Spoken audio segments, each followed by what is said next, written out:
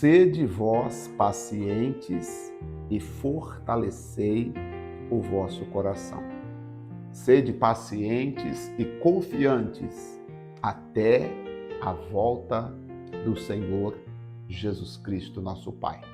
Hoje nós estaremos falando do capítulo 5 da carta de Tiago. Olá, meus amigos, que Deus abençoe a todos vocês, rica e abundantemente, em o nome de nosso Senhor e Salvador Jesus Cristo. Eu sou o pastor José Maria, da Igreja Identidade de Cristo, e hoje estamos de volta com o nosso devocional falando da Bíblia. Na verdade, é uma leitura que estamos realizando diariamente da Bíblia Sagrada. O capítulo 4 de Tiago até agora está mexendo comigo, principalmente quando nós entendemos os versículos 13, 14 e 15. Depois, se você puder, revise o devocional de ontem, capítulo 4 de Tiago, e veja se realmente também você será tocado pelo entendimento que o Senhor nos deu acerca de não ser pretensiosos, orgulhosos, não ser jactanciosos. Precisamos levar com humildade, com prazer, com alegria, a vontade do nosso Deus. O apóstolo Tiago agora, no capítulo de número 5, ele vai trazer uma palavra mais dura, direta, àquelas pessoas que amam mais as coisas materiais do que propriamente as pessoas. E ele vai estar falando sobre isso agora, no capítulo 5. A palavra de Deus não condena a riqueza, porque ele vai falar aqui agora. Mas a palavra de Deus vai condenar aquelas pessoas que agem de maneira injustas, que agem de maneira pecaminosa para adquirir as suas riquezas, principalmente aqueles que muitas vezes pisam nos outros para conseguir as coisas. Diz assim: eia, pois, agora vós, ricos, chorai, pranteai por vossas misérias, que sobre vós hão de vir. As vossas riquezas estão apodrecidas e as vossas vestes estão comidas de traças. O vosso ouro e a vossa prata se enferrujaram, e a sua ferrugem dará testemunho contra vós, e comerá com fogo a vossa carne, entesourastes para os últimos dias. Aqui ele está falando, gente, não é contra a riqueza, tá? Aqui ele está falando contra aquelas pessoas que fazem da riqueza o seu Deus, que fazem da riqueza a sua fortaleza e que muitas vezes, por causa do orgulho de serem ricos, de terem uma boa condição financeira, a pessoa acaba desprezando os outros. E aí, diz o versículo 4, por exemplo: eis que o salário dos trabalhadores que ceifam as vossas terras e que por vós foi diminuído, clama, e os clamores dos que ceifaram entraram nos ouvidos do Senhor dos Exércitos. Então você já percebeu aqui que está falando exatamente sobre as pessoas que têm sido exploradas. E para pensar. Gente, muitas vezes nós vimos isso, estamos vivendo isso no Brasil hoje. As pessoas menos favorecidas têm passado dificuldades, os governantes não têm tomado a devida atenção ou atitude para corrigir a desigualdade, e muitos estão humilhando quem não tem, fazendo sofrer o justo, e temos visto aí uma injustiça muito grande acontecer. Agora, toda essa injustiça, ela com certeza já subiu aos ouvidos do Deus Todo-Poderoso, do Senhor dos Exércitos. E ele vai entrar em favor daqueles que são necessitados. Deliciosamente viveste sobre a terra, e vos deleitastes, servastes os vossos corações com o dia da matança. Condenastes e mataste o justo, ele não vos restitui.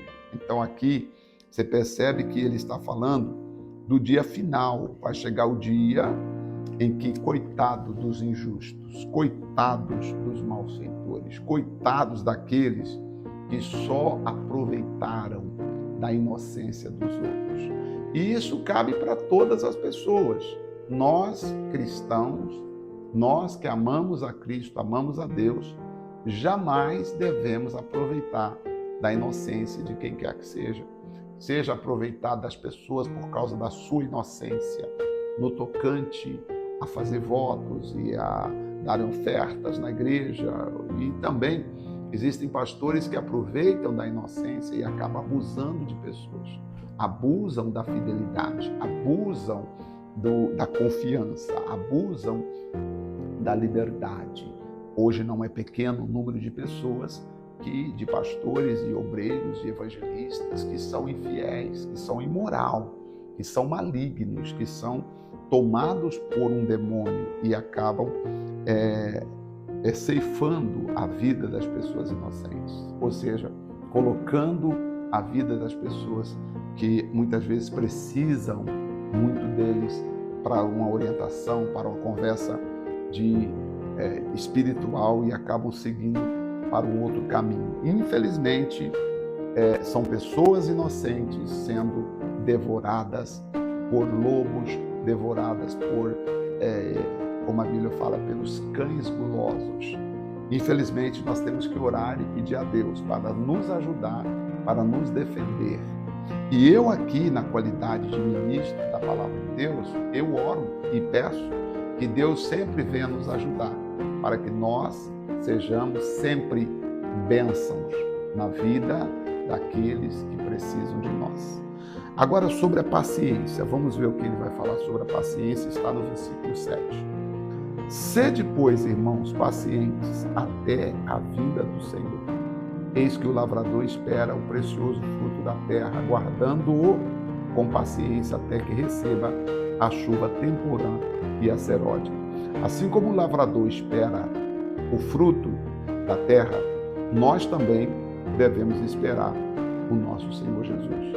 O nosso fruto da nossa fé, o resultado da nossa fé é a vinda do Senhor Jesus, ou a nossa morte em Cristo Jesus, quando nós então estaremos para sempre com o Senhor. Sede vós também pacientes, fortalecei os vossos corações, porque já a vinda do Senhor está próxima. Verso 9. Irmãos, não vos queixeis uns com os outros, para que não sejais condenados. Eis que o juiz está à porta. Não vivem queixando, reclamando uns com os outros. Diz a Bíblia, não faça isso, tá bom? Procure viver uma vida de amizade, de controle, de equilíbrio emocional. Porque, meus irmãos, tomai, por exemplo, de aflição e paciência os profetas que falaram em nome do Senhor. E é verdade, os profetas sofreram, mas foram pacientes. Daniel, na cova dos leões, Sadraque, Mesaque e Abednego, Elias, por exemplo, tantos outros profetas, Jeremias, exemplo de paciência. Meu Deus, eis que temos por bem-aventurado os que sofrem. Ouviste qual foi a paciência de Jó? É verdade, Jó foi paciente. E viste o fim que o Senhor lhe deu? Porque o Senhor é muito misericordioso e piedoso. Deus mudou a vida de Jó. Jó foi paciente. A fé de Jó não estava nas coisas. A fé de Jó estava em Deus. E a sua fé está nas coisas ou está em Deus? Vamos ver agora sobre exortações diversas. Verso 12. Mas, sobretudo, meus irmãos, não jureis nem pelo céu, nem pela terra, nem façais qualquer outro juramento, mas que a vossa palavra seja sim e seja não, para que não caiais em condenação. Então está dizendo que a nossa palavra do cristão é uma só. Se você disse sim, que seja sim. Se você disse não, que seja não.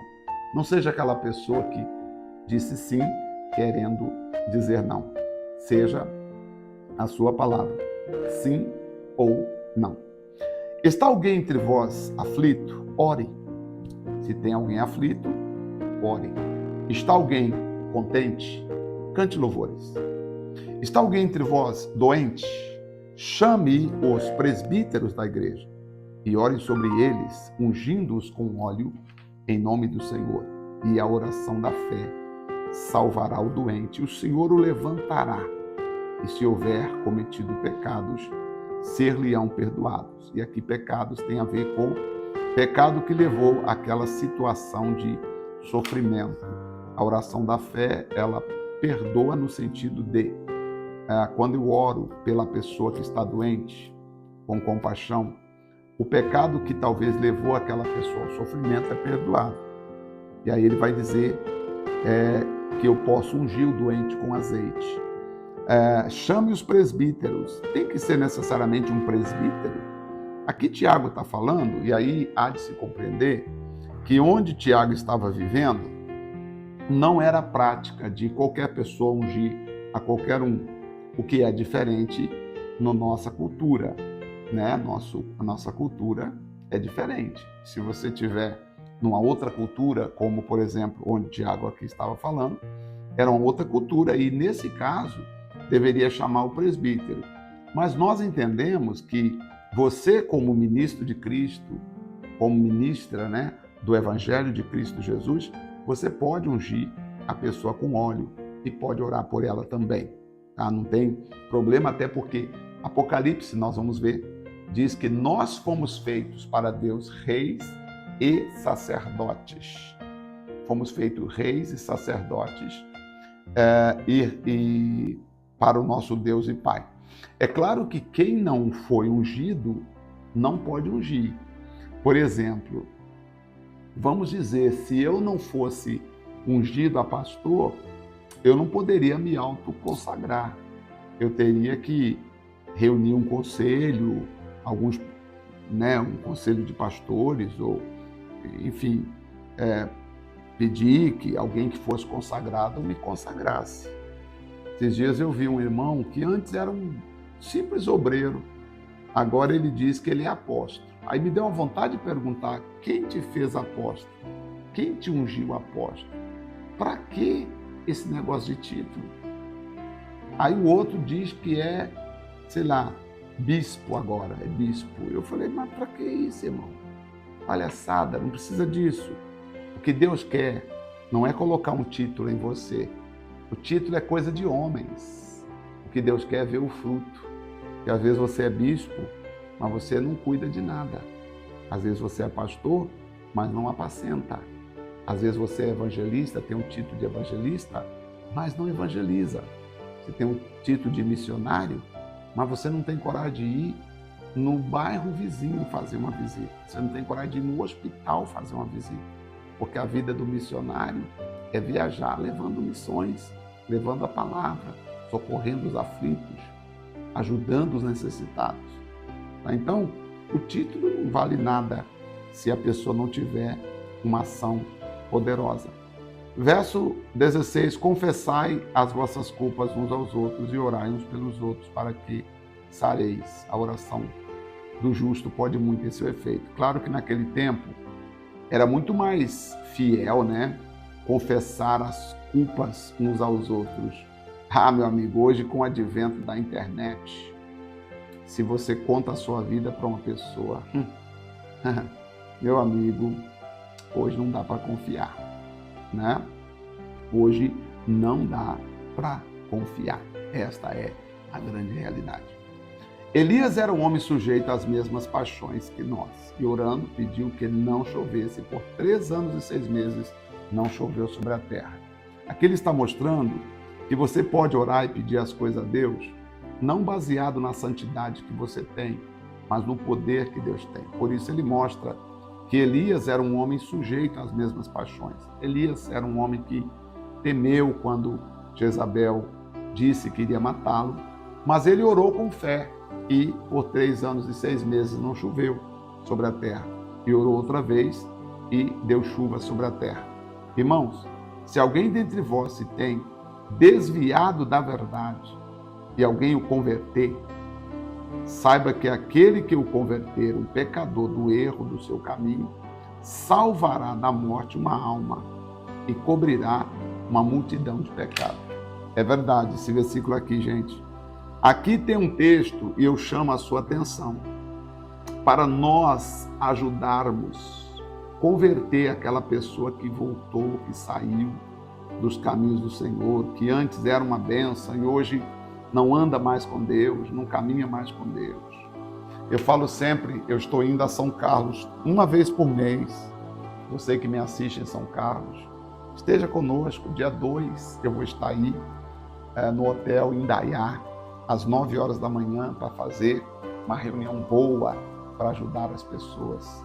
Vou estar em Rondonópolis, dia 20 agora, fazendo uma oração para ajudar as pessoas, porque eu preciso trazer de volta aqueles que dentre nós se desviaram. Eu preciso ajudar essas pessoas a se converterem, ajudá-las a receberem novamente a graça de nosso Senhor e Salvador Jesus Cristo. Amém?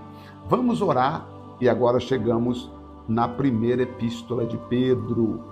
A partir daqui, gente, nós vamos aprender muita coisa em relação à nossa vida pessoal, em relação à igreja, em relação à volta de Cristo, em relação ao amor fraternal. Nós vamos aprender com Pedro o que significa realmente ser de Deus. Pode marcar aí que a partir de amanhã nós vamos aprender com Pedro o que realmente significa ser cristão. E com certeza você será muito abençoado. Vamos orar? Pai querido, Pai amado, muito obrigado em nome de Jesus Cristo.